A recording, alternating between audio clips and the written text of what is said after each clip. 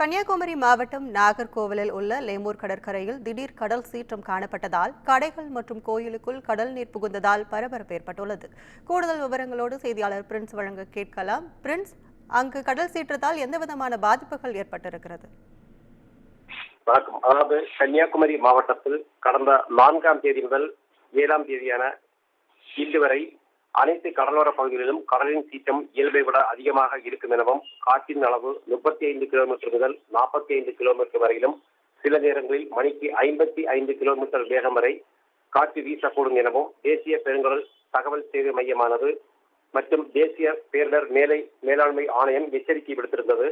கடலில் திடீரென பலத்த காற்று வீசுவதோடு கடலோர பகுதிகள் கொந்தளிப்புடன் காண வாய்ப்புள்ளதாகவும் மீனவர்களும் கடலோர பகுதிகளில் வசிக்கும் மக்களும் கடலுக்குள் மீன்பிடிக்க செல்ல வேண்டாம் எனவும் அறிவுறுத்தப்பட்டிருந்தது. மேலும் படகுகளை பாதுகாப்பாக கரைகளில் வைத்துக் கொள்ளவும் அறிவுறுத்தப்பட்டிருந்த நிலையில் சுற்றுலா பயணிகள் எவரும் கடற்கரை பகுதிகளுக்கு செல்லக்கூடாது எனவும் கடலில் குளிக்க செல்ல வேண்டாம் எனவும் கன்னியாகுமரி மாவட்ட ஆட்சியர் அழகு மீனா எச்சரிக்கை விடுத்திருந்தார்.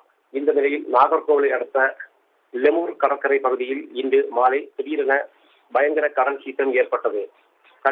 கடற்கரையில் ஆக்ரோஷமாக எழும்பிய அலைகள் அங்கிருந்த கடைகளுக்குள் புகுந்தது. மேலும் அந்த பகுதியில் இருந்த கோவிலுக்குள் தண்ணீர் புகுந்தது.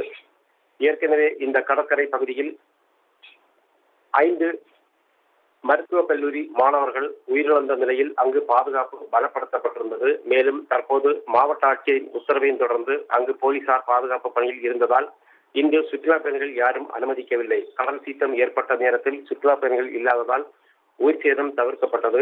மேலும் தொடர்ந்து அந்த பகுதியில் கடல் சீற்றம் அதிகமாகவே காணப்படுகிறது. அங்கு வரும் சுற்றுலா பயணிகள் அனைவரையும் போலீசார் அனுமதிக்காமல் அங்கிருந்து திருப்பி அனுப்பி வருகின்றனர். மேலும் அந்த பகுதியில் உள்ள கடற்கரையோர பகுதியில் உள்ள அனைத்து குடியிருப்பு பகுதிகளிலும் பாதுகாப்பு போடப்பட்டுள்ளது. கடற்பகுதிக்கு யாரும் செல்ல வேண்டாம் எனவும் அறிவுறுத்தப்பட்டு வருகிறது. உங்கள் விவரங்களுக்கு நன்றி பிரின்ஸ்.